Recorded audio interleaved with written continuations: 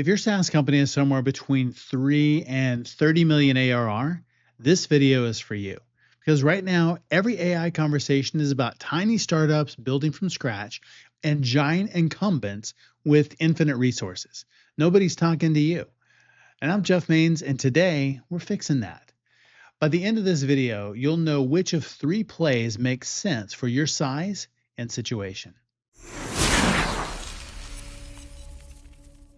This is video 12 in the Futureproof series. We've been building a framework, moats, flywheels, pricing, product checklists. But I keep hearing from founders in the size range, we'll call it the frozen middle. They're like, Jeff, all this makes sense, but I'm not a 2-person startup that can pivot overnight, and I'm not Salesforce with $1 billion R&D budget. So, what the heck do I actually do? And fair question. Because here's the reality. The frozen middle is the most dangerous place to be right now. You're big enough to have complexity, but not big enough to have giant margin for error.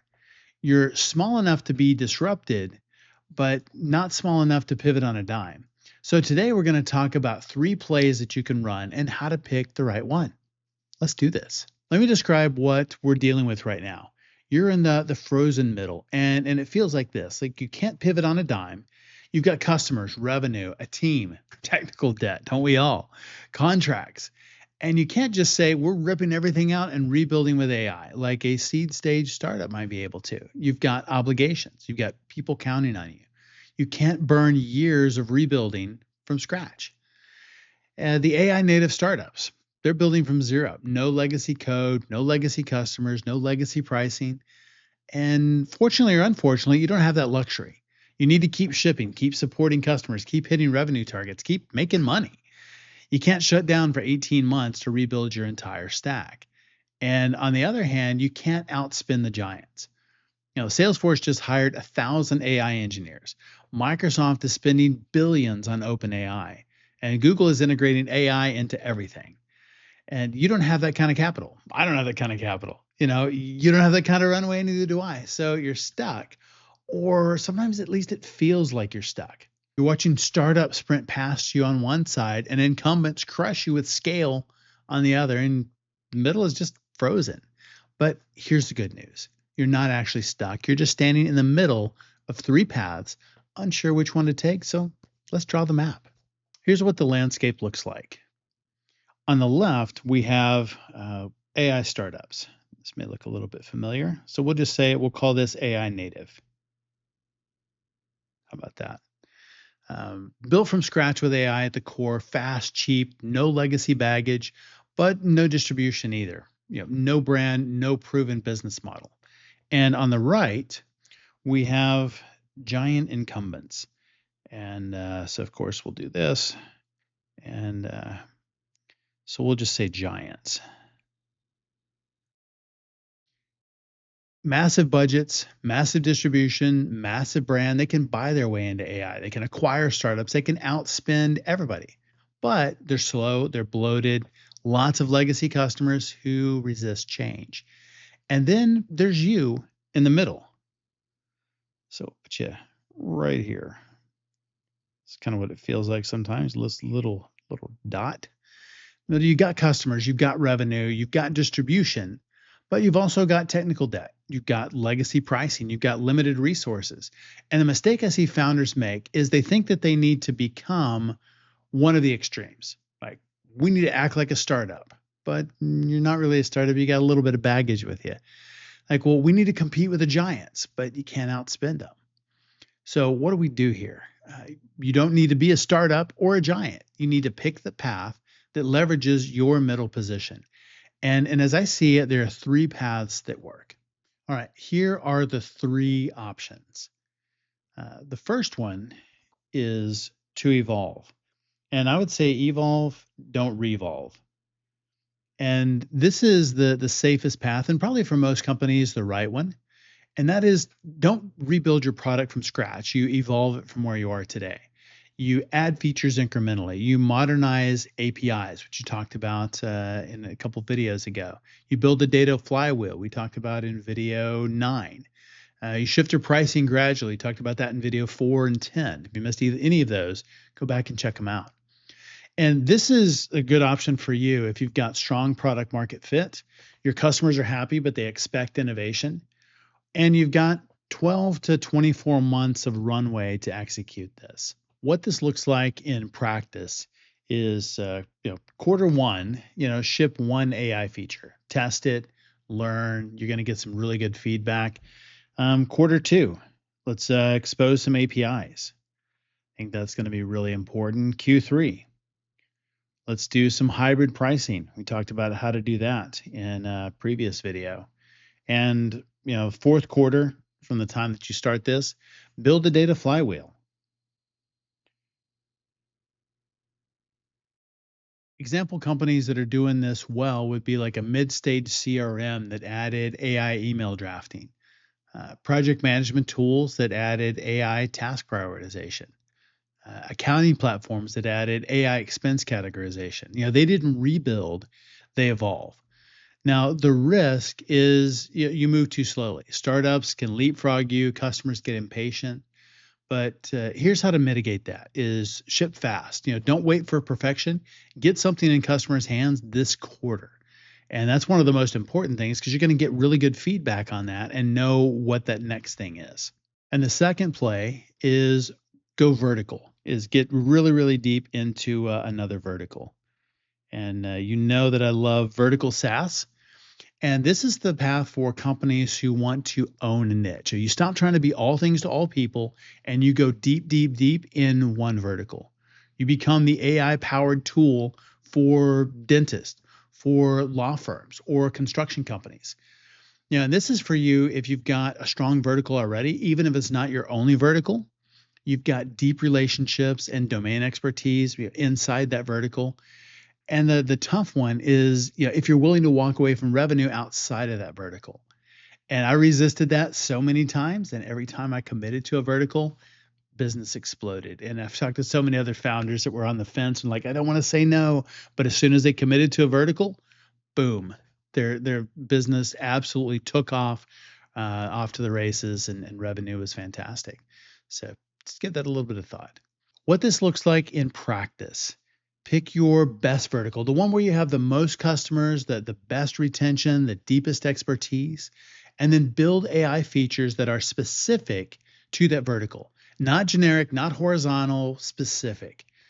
And then train your AI on vertical specific data, compliance rules, industry workflows, jargon.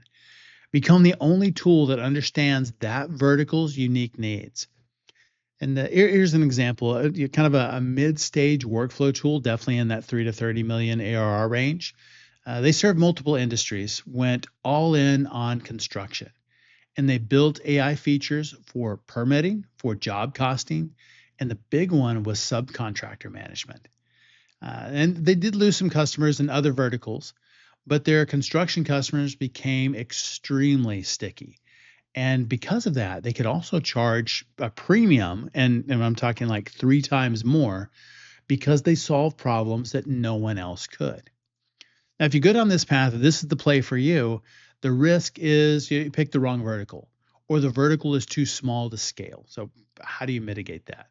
Well, just do a little math. Is this vertical big enough to get you to 50 million or 100 million in revenue? And if not, don't bet the company on it. The third play is to partner. And I think this is a really interesting one, and we'll just put it down here. This is the path for companies that don't want to build AI from scratch. You become the best integration for AI platforms. You make it stupidly easy for agents to use your product. And this is for you if you've got strong data or workflows, but not strong AI capabilities. If you're willing to be a layer in the stack and not the whole stack. If you see the future as multi-product workflows orchestrated by AI platforms. So what does this look like in practice? You build rock solid APIs. You make it easy for OpenAI and Anthropic and other AI platforms to integrate with you. You become the best in class tool for your category in agent ecosystem. So all the agents are working with you because you're the easiest to work with and you get the fastest and the best data and everything else. Focus on being the data provider or action executor that agents call. And an example is a mid stage, again, right there in that frozen middle, the 3 to 30 million ARR range, scheduling tool. Instead of trying to build their own AI assistant, they integrated deeply with ChatGPT and Claude and Gemini and DeepSeek and a couple of other ones. And now when someone says to an AI agent, schedule a meeting with my team, the agent uses their API. They didn't build the AI. They became the infrastructure the AI relies on. The risk, and I talked about this in an earlier video, the pipe versus platform. The risk is you become a commodity. The AI platforms squeeze your margins or bypass you or just build you into the platform and make you obsolete. So, how do you mitigate that? I think one of the key ways is to own proprietary data, or it could be workflows. Don't just be an API wrapper, be essential. And maybe instead of them just building it into their product, they acquire you at the same time. Let me tell you about a company that picked one of these and won big. They're a project management tool, about 8 million or so in ARR, and they mostly serve marketing agencies. And they were stuck. Startups were launching AI first PM tools, Asana, Monday, rolling out AI features, and they felt squeezed, right there in the frozen middle. And they ran through the three plays, evolve. They didn't have the engineering bandwidth to ship features fast enough to compete with startups. They looked at vertical deepening. 60% of the revenue came from marketing agencies, and they knew marketing agencies better than anyone else in the space. Partner, they didn't have unique data worth partnering around, so they picked vertical deepening. So they went all in on marketing agencies. They rebuilt their entire product around those workflows. AI-powered client briefs, AI-generated project timelines based on historical data from other agencies, AI budget forecasting specific to marketing deliverables. They stopped selling to other industries. They let the existing customers that were in there churn out over time. They didn't get rid of them, but they didn't. They were went all in on marketing agencies. In 18 months, ARR went from about 8 million where they were to 14. And churn, which was kind of a problem to start with, some of it's just the market that they're in, 12%, don't choke on that, down to about 3. They could also charge double the price, 2x than the horizontal project management tools because they were essential to agencies. They had the workflows built in. The AI was built in. It was specific to them. They weren't trying to be everything, and they became the only tool for one vertical. So it's not about being the best in the world, it's being the best in their world, and it absolutely worked. All right, let's help you pick your path, and we'll do that with a little decision tree. So the first question is around product market fit. And do you have strong product market fit across multiple verticals or customer types, or is it more focused? And if it's broad, you say, yeah, it's a whole lot more broad, and we'll put a little note down here. And if it's broad fit, probably the best thing to do is to evolve.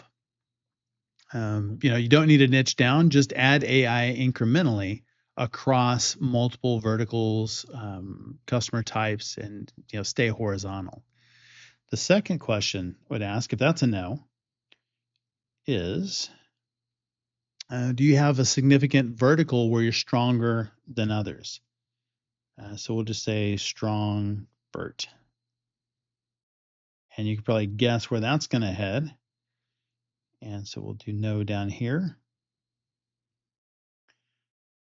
And so, of course, if you're really strong in one vertical, then how would really consider strongly going that way? And if the answer is no, then consider partnering. And the third question is, do you have the engineering resources to ship AI features in the next 6 months? So we'll just say dev, ship it. And For this, if the answer is yes, you have a couple of options because I think that evolve is an option and vertical is also an option. And if the answer is no, then I think partnering is probably your best bet instead of building. So that's it. 3 questions, 3 paths. Pick one, commit to it, and just freaking execute. Here's the key takeaway. You're not stuck because you're in the middle. You're stuck because you hadn't picked the path. The frozen middle isn't a death sentence, it's just a decision point. So stop waiting for clarity. Stop hoping the market will tell you what to do. Pick a path and put it on your roadmap and start moving because the only way you die in the middle is if you stand still. All right, next video, we're going after a sacred cow, ARR. Everyone is obsessed with recurring revenue, and I love recurring revenue. But here's the thing, recurring revenue isn't the same as recurring relevance. Talked about this in video 1 and why SaaSpocalypse even happened. So you can have great ARR and still be dying, and we need to talk about why. We're going to do that next time and go deep. And this one's going to make some people uncomfortable, but it definitely needs to be said. So hit subscribe, share this with another founder in the frozen middle, maybe get some frozen margaritas to go with that, and have a conversation. Then get ready to rethink everything you know about ARR. So thanks for watching. Now, go pick your path.